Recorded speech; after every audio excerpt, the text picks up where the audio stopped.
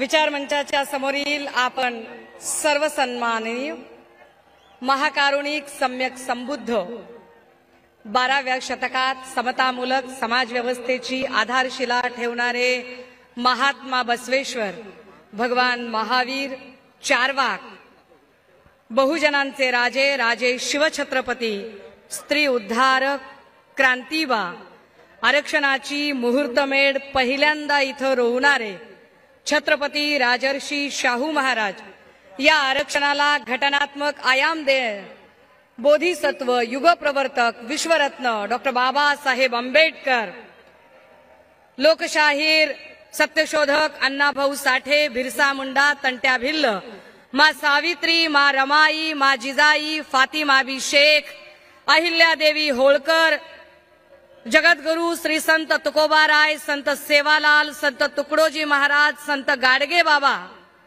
या सर्व संत श्रेष्ठांना अभिवादन करत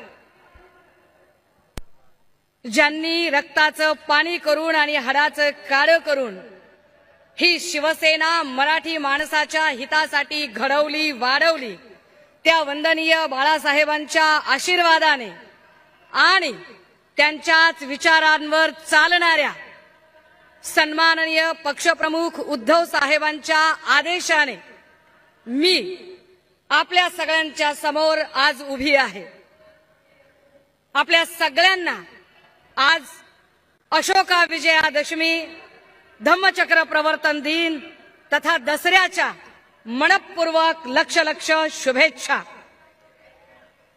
मंडळी, मी काहीही बोलण्याच्या आधी 2 ओळी इथे सांगितल्या पाहिजेत।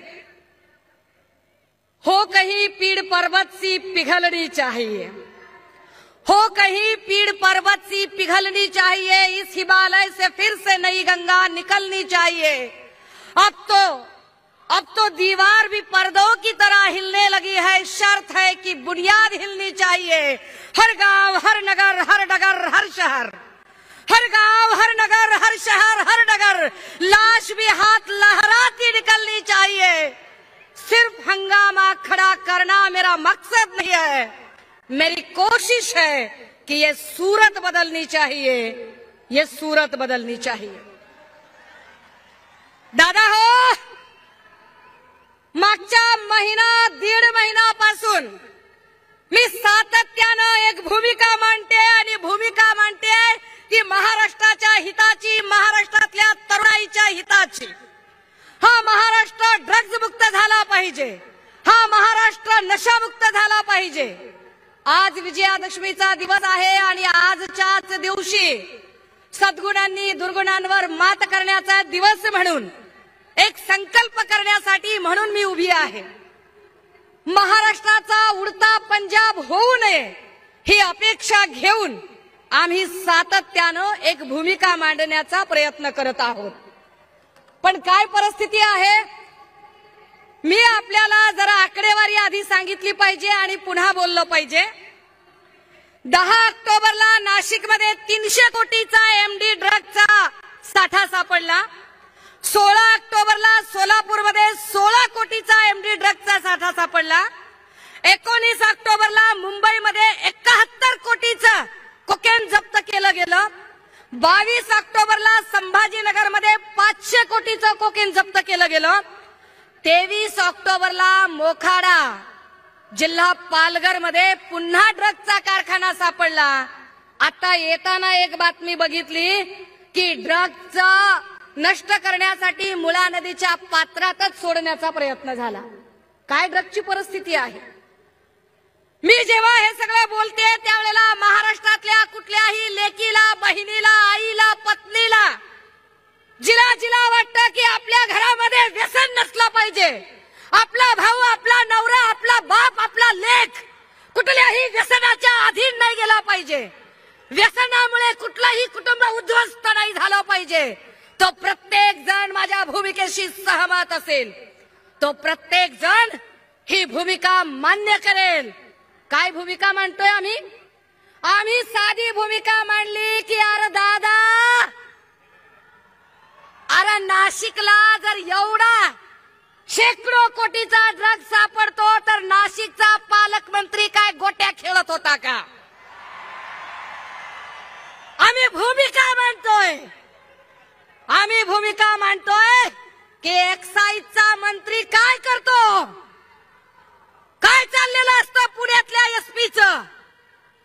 आणि हे सगळे प्रश्न विचारले की मंत्री धमकावतात, घाबरवतात आणि म्हणतात काय, आम्ही तुमच्यावर अब्रू नुकसानीचा दावा करू, आम्ही नोटीस पाठवू, आम्ही हे करू, आम्ही ते करू.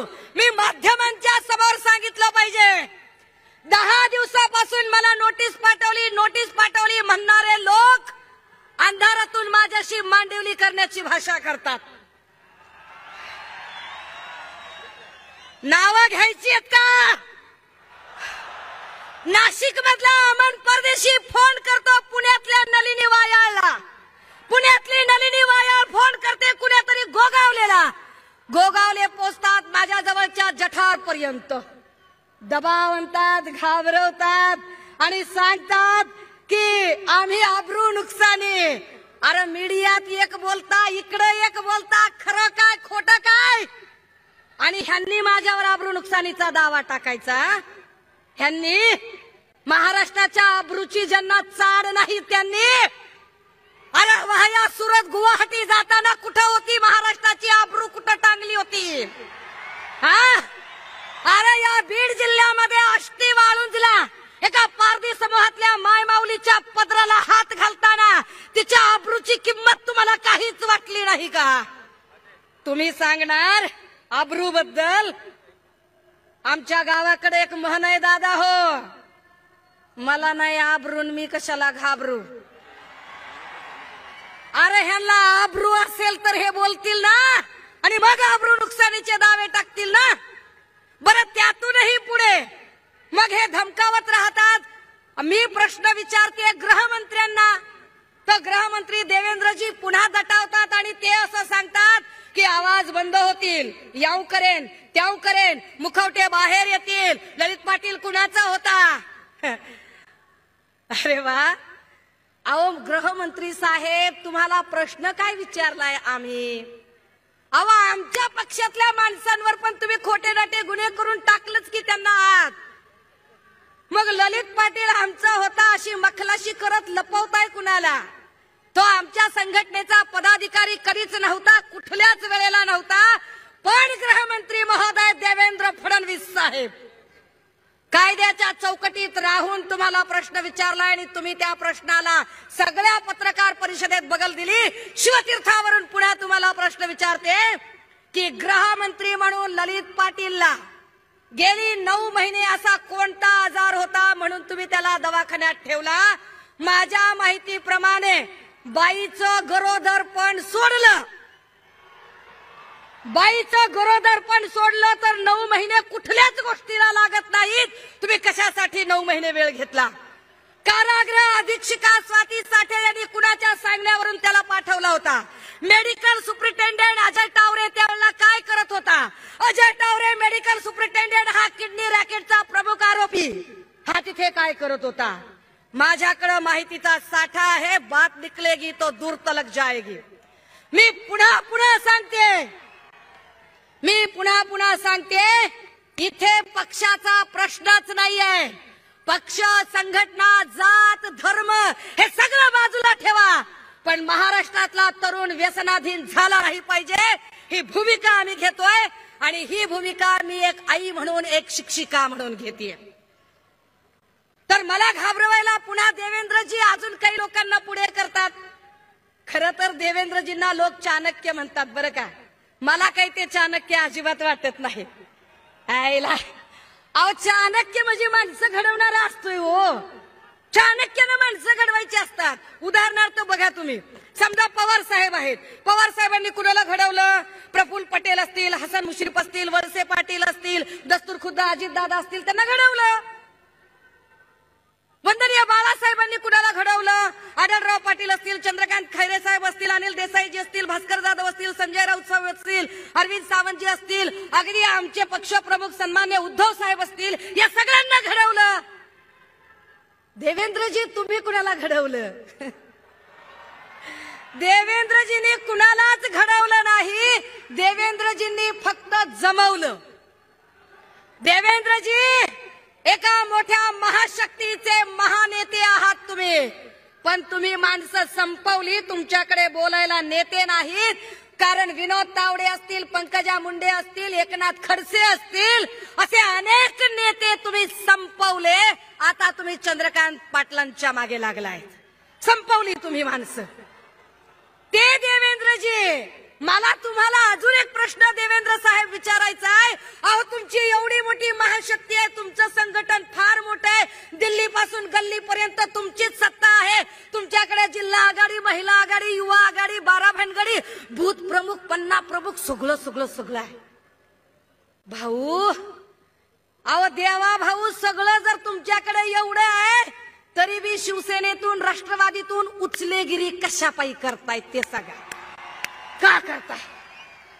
जर तुमचा एवढा मोठा पक्ष, एवढी मोठी संघटना आहे, तर आमच्याकडचा रेडीमेड होलसेलचा माल तुम्ही उचलता. तुम्ही कसले चाणक्य. पण असो, मला घाबरवण्यासाठी मग देवेंद्र भाऊंनी, नेते तर बोलायला नाहीत त्यांच्याकडे कारण त्यांनी ते संपवले, मग त्यांनी त्यांची बार्किंग ब्रिगेड काढली. ही बार्किंग ब्रिगेड फार भारी आहे. हे असे छो म्हणले की उभे राहतात. या बार्किंग ब्रिगेड मधला एक मराठी पुढे आला आणि म्हणाला, हम उसका महुआ मोइत्रा करेंगे. अरे मला सन्मान वाटला मला महुआ मोइत्रा म्हणल्यावर. परंतु बार्किंग ब्रिगेड मधला हा मराठी माणूस देवेंद्र फडणवीस साहेब, तुम्ही महाराष्ट्र नासवलाय. कारण महाराष्ट्रात राहून, महाराष्ट्राचं खाऊन, महाराष्ट्रातल्या लेकी बाळींना धमकावण्याची हिम्मत एका अमराठी माणसामध्ये तुमच्यामुळे येते. तुम्ही केलं ते पाप. परंतु देवेंद्र भाऊ, तुमच्या त्या सगळ्या बार्किंग ब्रिगेडला एकदा समजावून सांगा. सुषमा अंधारे म्हणजे शिस्तीत राहा बेट्या, उडू नको ज्यादा, मी अंगार भंगार नाही र. चळवळीतनं आलेली पोरगी आहे, बाबासाहेबांचं बाळकडू घेऊन आलेली आहे. कदाचित तुम्ही आणि तुमच्या बार्किंग ब्रिगेडने आतापर्यंत तुम्ही आमदाराला नडला असाल, खासदाराला नडला असाल, जहागीरदाराला नडला असाल, कोट्याधीशाला नडला असाल, अब्जाधीशाला नडला असाल, पण सर्वसामान्य घरातल्या मध्यमवर्गीय महिलेशी तुमची कधी गाठ पडली नसेल. मी सर्वसामान्य वर्गातली मध्यमवर्गीय महिला आहे आणि होय होय, मी महाराष्ट्रातल्या सगळ्या लेकी बाळींच्या कुटुंबांचा, त्यांचे संसार उद्ध्वस्त होणार नाहीत व्यसनामुळे, म्हणून सन्मान्य पक्षप्रमुखांच्या आदेशाने हा ड्रग्ज मुक्त महाराष्ट्राचा लढा लढेन. देवेंद्र भाऊ, एवढं बोलल्यावर तरी अपेक्षा आहे की गृहमंत्री म्हणून सगळ्या आघाड्यांवर तुम्ही सपशेल फेल ठरलेले आहात. किमान या मुद्द्यावर तरी टोलवा टोलवी न करता, टेनिस बॉल न खेळता तुम्ही सरळ सरळ प्रश्नांची उत्तरं द्याल. माझ्याकडे बोलण्यासारखे अजून खूप मुद्दे आहेत, मात्र अनेक वक्ते माझ्यानंतर बोलणारे आहेत. फक्त एक गोष्ट जाता जाता, की मागच्या वर्षी या मंचावर एक खुर्ची रिकामी होती. ती रिकामी खुर्ची आज सन्माननीय संजय राऊत साहेबांच्या उपस्थितीने इथं चैतन्यमयी झालेली आहे. दादा हो, मागच्या वर्षी आपण राऊत साहेबांच्या आठवणीत गमचे विरकावले होते, गमचे. आज राऊत साहेब असताना एकदा दाखवूया की राऊत साहेबांच्यासाठी आपण काय आहोत ते. निष्ठेचा वस्तुपाठ असणाऱ्या सन्मान्य संजय राऊत साहेब आणि सन्मान्य पक्षप्रमुख हे सगळेच आमचे आदर्श आहेत. थांबते, रजा घेते. जय महाराष्ट्र, जय भीम.